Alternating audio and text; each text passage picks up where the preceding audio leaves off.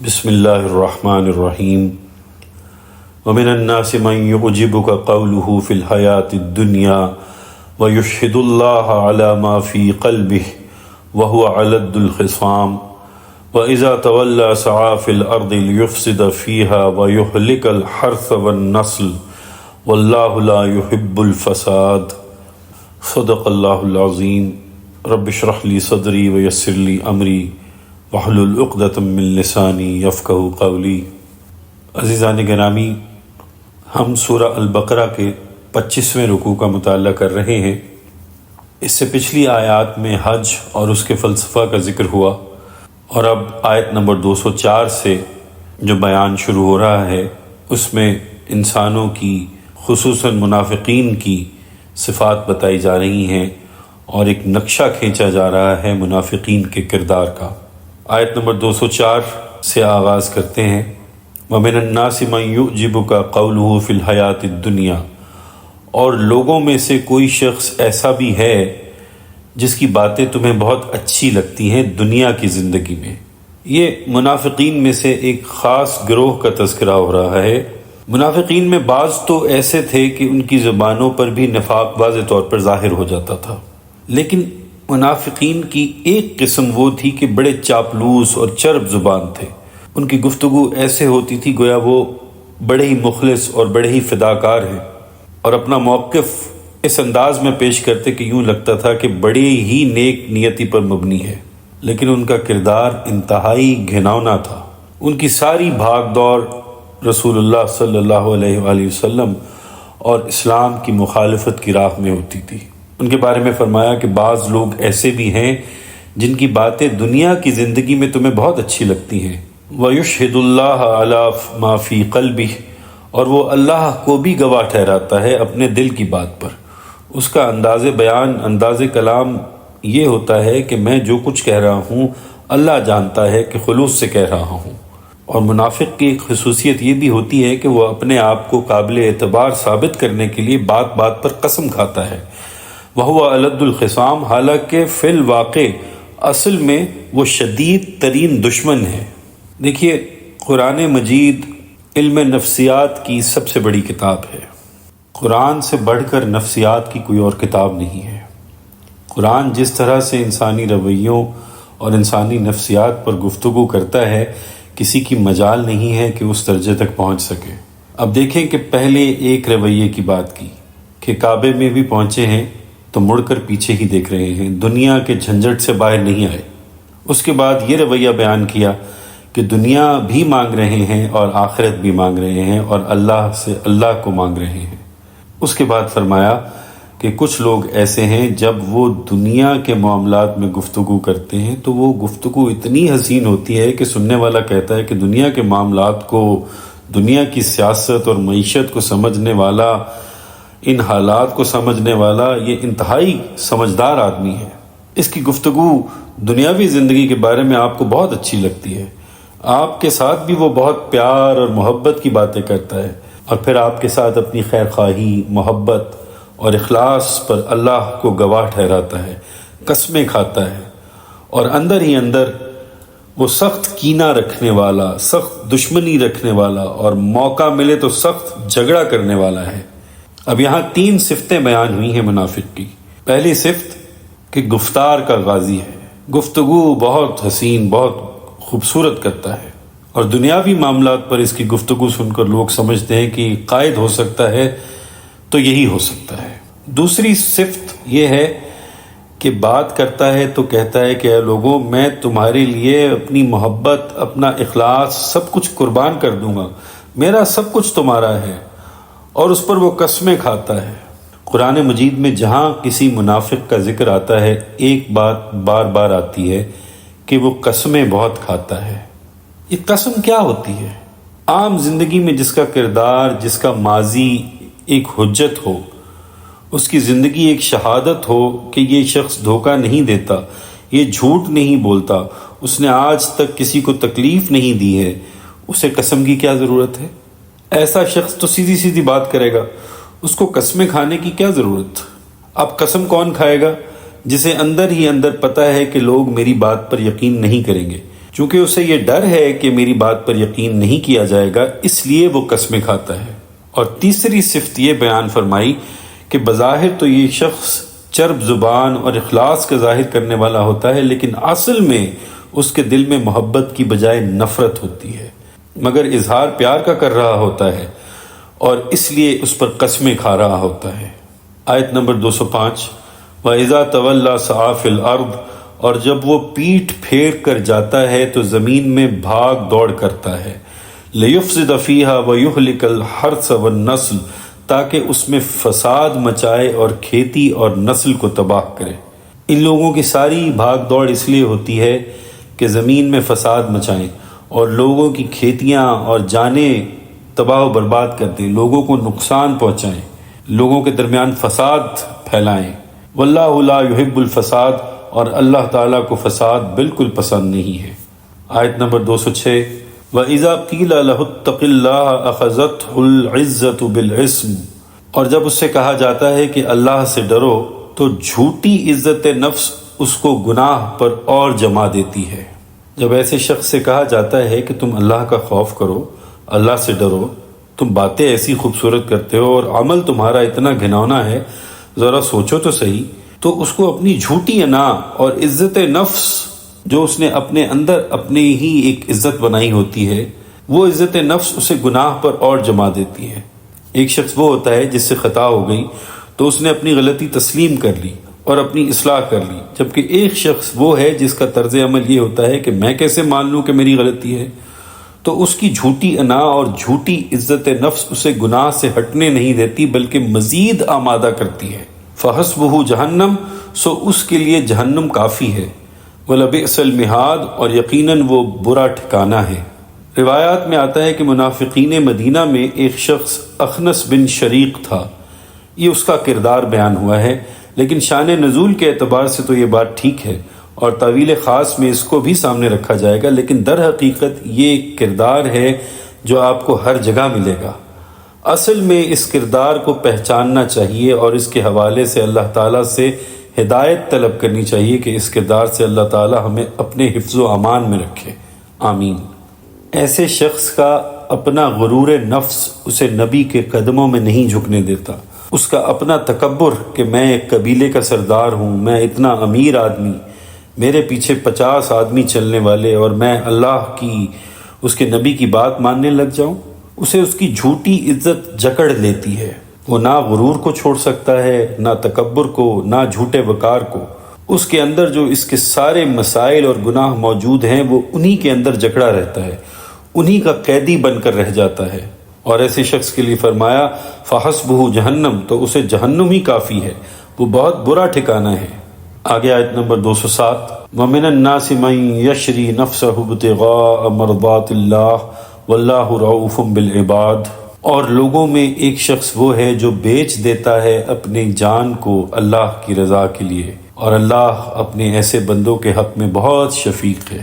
قرآن کا یہ عام اسلوب ہے کہ کرداروں کا فوری تقابل کرتا ہے، فوری اس کا کنٹراسٹ، مقابلہ بیان فرماتا ہے۔ چنانچہ ایک ناپسندیدہ کردار کے ذکر کے فوراً بعد پسندیدہ کردار کا ذکر کیا گیا کہ لوگوں میں سے وہ بھی ہیں جو اپنے آپ کو اللہ کی رضا جوئی کے لیے بیچ دیتے ہیں اور اپنا تن من دھن قربان کرنے کو ہمہ وقت تیار رہتے ہیں، اور اللہ اپنے ایسے بندوں کے حق میں بہت شفیق ہے۔ جس شخص نے اللہ کی رضا جوئی کے لیے اپنا سب کچھ بیچ دینے کا ارادہ کر لیا ہو، نیت کر لی ہو، اس سے بھی کبھی کوئی کوتاہی ہو سکتی ہے، کبھی جذبات میں آ کر کوئی غلط قدم اٹھا سکتا ہے، لیکن اپنے ایسے بندوں کے لیے اللہ تعالیٰ بڑی شفقت اور مہربانی کے ساتھ معاف فرما دے گا۔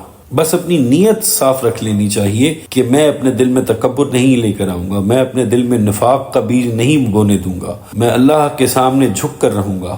اپنے دل کو صاف رکھنا چاہیے اور اللہ سے پناہ مانگنی چاہیے، تو اللہ تعالیٰ بہت رحم فرمانے والا، بہت شفیق ہے، بہت مہربان ہے۔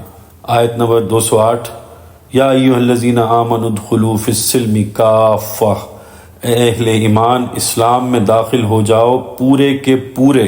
اب یہاں اہل ایمان سے وہ بات کہی جا رہی ہے جس کے عکس میں بنی اسرائیل سے خطاب کے دوران یہ آیت نمبر 85 جس کا ہم مطالعہ کر چکے ہیں اس میں بیان آیا تھا، افتؤمنون ببعض الکتاب وتکفرون ببعض فما جزاء من یفعل ذلک منکم الا خزی فی الحیاۃ الدنیا ویوم القیامۃ یردون الی اشد العذاب۔ کیا تم ہماری کتاب کے ایک حصے کو مانتے ہو اور ایک حصے کو رد کرتے ہو؟ سو جو کوئی بھی تم میں سے یہ روش اختیار کرے اس کے لیے کوئی سزا اس کے سوا نہیں ہے کہ دنیا میں ذلت و خواری اس پر مسلط کر دی جائے اور قیامت کے دن اس کو شدید ترین عذاب میں جھونک دیا جائے۔ اور اب اس آیت میں مثبت پیرائے میں اہل ایمان کو یہ فرمایا جا رہا ہے کہ اے اہل ایمان، اسلام میں پورے کے پورے داخل ہو جاؤ۔ مومن کی تو یہ شان ہے، مومن کی تو یہ خاصیت ہے کہ وہ دین میں پورے کا پورا داخل ہو جاتا ہے۔ اس کو تو اپنا مال، اپنی عزت، اپنا وقار، اپنا تکبر، حتیٰ کہ اپنا سب کچھ اللہ کے راستے میں بیچ ڈالنا ہوتا ہے۔ مومنین تو دین کے اندر پورے کے پورے داخل ہو جائیں گے، اپنی زندگی کا کوئی حصہ دین سے باہر نہیں چھوڑیں گے۔ ان کی سیاست، معیشت، سماجی زندگی، رسم و رواج، پسند و ناپسند، ہر چیز دین کے اندر آ جائے گی، اس لیے کیونکہ وہ تو دین کے لیے سب کچھ قربان کر چکے ہیں۔ حدیث میں آتا ہے کہ یہ آیت حضرت صہیب رومی رضی اللہ تعالی عنہ کے بارے میں نازل ہوئی۔ حضرت صہیب رومی رضی اللہ تعالی عنہ مکہ مکرمہ میں تاجر تھے، ان کے پاس کافی دکانیں اور سرمایہ تھا۔ جب وہ ہجرت کر کے آنے لگے تو انہوں نے اپنے سرمایے کو کسی محفوظ جگہ پر منتقل کر دیا کہ میں پھر کسی طرح سے لے جاؤں گا یا منگوا لوں گا، اور مکہ سے مدینہ روانہ ہو گئے۔ لوگوں کو پتہ چل گیا، انہوں نے راستے میں گھیر لیا اور کہا کہ صہیب کیا ارادہ ہے؟ تو انہوں نے کہا میں اپنے مرشد کے پاس جا رہا ہوں، ہجرت کر کے مدینہ جا رہا ہوں۔ انہوں نے کہا کہ ہجرت کر کے جا رہے ہو تو جاؤ، لیکن وہ سرمایہ کہاں ہے؟ انہوں نے کہا کہ میرے پاس ہے، ساتھ لے کر جاؤں گا۔ وہ کہنے لگے ایسا نہیں ہوگا کہ مکہ کا سرمایہ مدینہ چلے جائے اور ہمارے خلاف استعمال ہو۔ دیکھو صہیب، ہمیں تم سے کوئی شکایت نہیں، تم ایک اچھے آدمی ہو، تم سے ہماری کوئی ذاتی دشمنی نہیں ہے، تم مکہ میں رہنا چاہتے ہو تو رہو، یہ سرمایہ تمہارا ہے، ہم تم سے نہیں چھینیں گے، اور اگر مکہ سے مدینے جاؤ گے تو سرمایہ ساتھ نہیں لے جا سکتے۔ اب یہ تمہارا اپنا انتخاب ہے، تمہارا اپنا فیصلہ ہے، مکہ میں رہو تو سرمایہ اپنے پاس رکھو، مدینے جاؤ گے تو ہم تم سے سرمایہ لے لیں گے۔ اب ایک طرف دکانیں، مکان، زمین، سونا، چاندی، دینار، درہم، اور ایک طرف آقا انعامدار محمد الرسول اللہ صلی اللہ علیہ وآلہ وسلم کے قدموں میں جانا، ہجرت کرنا۔ اب تم خود چن لو تمہارا کیا فیصلہ ہے۔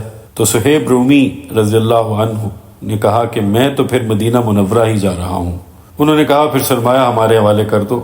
تو صہیب رومی رضی اللہ تعالی عنہ نے کہا کہ ٹھیک ہے، فلاں جگہ میں نے دفن کیا ہے، جا کر لے لو۔ اب کچھ لوگوں نے کہا کہ کہیں صہیب جھوٹ نہ بول رہا ہو، تو خود ہی کہتے ہیں نہیں، وہ جس کے پاس جا رہا ہے وہاں جانے والا جھوٹ نہیں بول سکتا، ٹھیک ہے صہیب جاؤ۔ حضرت صہیب رضی اللہ تعالیٰ عنہ کی کنیت ابو یحییٰ تھی۔ جب وہ حضور صلی اللہ علیہ وآلہ وسلم کے پاس پہنچے تو ان کے پاس ایک درہم بھی نہیں تھا۔ کہتے ہیں کہ یا رسول اللہ صلی اللہ علیہ وآلہ وسلم، میں بالکل خلاش ہو کر آ گیا ہوں۔ آپ صلی اللہ علیہ وآلہ وسلم نے 2 مرتبہ فرمایا، اے ابو یحییٰ، بہت نفع کا سودا کر کے آئے ہو، بہت نفع کا سودا کر کے آئے ہو۔ وہ لوگ جو ہجرت کر کے مدینہ منورہ جاتے تھے، یہ حضور صلی اللہ علیہ وآلہ وسلم کے قدموں تک ایسے ہی نہیں پہنچ جاتے تھے۔ حضور کے قدموں تک پہنچنا کوئی آسان بات بھی نہیں ہے صلی اللہ علیہ وسلم۔ تو فرمایا یا ایھا الذین آمنوا ادخلوا فی السلم کافۃ ولا تتبعوا خطوات الشیطان انہ لکم عدو مبین، اور شیطان کے قدموں پر نہ چلو، بے شک وہ تمہارا کھلا دشمن ہے۔ فرمایا سارے کے سارے اور پورے کے پورے دین میں داخل ہو جاؤ، اور جو حصہ دین سے باہر رہ گیا وہ شیطان کے نقش قدم ہے۔ اگر تو پورے کے پورے دین میں داخل ہو گئے تو شیطان کے نقش قدم سے بچ گئے، اور جو حصہ دین سے باہر رہ گیا وہ شیطان کے نقش قدم ہے۔ یہاں سے معلوم ہوا کہ 2 ہی چیزیں ہیں، یا تو دین کے اندر پورے طور پر داخل ہونا یا شیطان کے نقش قدم پر چلنا۔ کوئی درمیان والی جگہ نہیں ہے کہ پتہ چلے کہ یہ حزب اللہ بھی نہیں ہے اور حزب الشیطان بھی نہیں۔ درمیان میں کوئی بفر زون ہے، ادھر یا ادھر، دین یا خطوات الشیطان، حزب اللہ یا حزب الشیطان۔ اس لیے فرمایا کہ تم پورے کے پورے دین میں داخل ہو جاؤ۔ یہاں آ کر وہ نظریہ جسے پورے عالم اسلام نے گلے سے لگا رکھا ہے، ٹوٹ جاتا ہے، اور وہ ہے سیکولرزم یا لادینیت، دین اور دنیا کی تفریق، کہ مولوی صاحب دین کا کام کریں، سیاست کی بات نہ کریں۔ یزید کا قصور کیا تھا؟ وہ نماز پڑھاتا تھا، روزے رکھتا تھا، زکوٰۃ دیتا تھا، حج پر جاتا تھا، اس نے خوبصورت داڑھی رکھی ہوئی تھی، مگر وہ کہتا تھا کہ دیکھو حسین، تم مسجد نبوی میں بیٹھ کر قرآن و حدیث پڑھاؤ، لوگوں کو جہاد کے لیے تیار کرو، دعوت و تبلیغ کے لیے جتنا پیسہ چاہیے ہم دینے کو تیار ہیں، لیکن یہ جو ہمارا دربار ہے اس میں ہر وقت قال اللہ اور قال الرسول نہ کرتے رہو۔ حکومت سیاست تو ہم اپنی مرضی سے کریں گے، قانون معاشی نظام تو ہم اپنے ڈھب سے بنائیں گے، سودی کاروبار بھی کریں گے، بین الاقوامی معاملات بھی ہم اپنی مرضی سے طے کریں گے۔ یہ حکومت، سیاست اور معیشت کا سارا معاملہ ہمیں اپنی مرضی سے کرنے دو۔ بات رہی دین کی اشاعت کی، تو جتنی چاہو ہم مسجدیں بنا دیتے ہیں، جتنے علماء کے لیے وظیفے چاہو ہم تمہیں دے دیتے ہیں۔ تبلیغ و دعوت، قرآن پڑھنے پڑھانے کا کام مسجدوں اور مدرسوں میں تم پورے زور و شور سے کرتے رہو، مگر ہماری حکومت کو نہ چھیڑو۔ دین کو سیاست سے الگ کرنا، سیاست کو اللہ اور رسول کا باغی بنا دینا، معیشت اور کاروبار کو اللہ اور رسول کا باغی بنا دینا، اللہ اور رسول کے دائرے سے نکال کر علیحدہ کر دینا، یہ سیکولرزم ہے۔ اس سے منع فرمایا کہ داخل ہوتے ہو تو پورے کے پورے دین میں داخل ہو جاؤ، تمہارے الیکشن ہو، تمہارا کاروبار ہو، خواہ تمہارا انفرادی زندگی کا کوئی ڈھب ہو، سب کے سب اللہ اور رسول کی اطاعت میں، ان کی تعلیم کے سائے میں اور اتباع میں ہوں گے۔ الگ سے اپنے جی سے گھڑ کر کوئی راستہ اختیار کر لینا، یہ سب نہیں چلے گا۔ یاد رکھو، اللہ کے بندے کی ایک ہی مجبوری ہوتی ہے، وہ ہے اللہ کی اطاعت اور حضور اکرم صلی اللہ علیہ وآلہ وسلم کا اتباع۔ اس کی کوئی اور مجبوری نہیں ہوتی، باقی سب مجبوریاں دب جاتی ہیں۔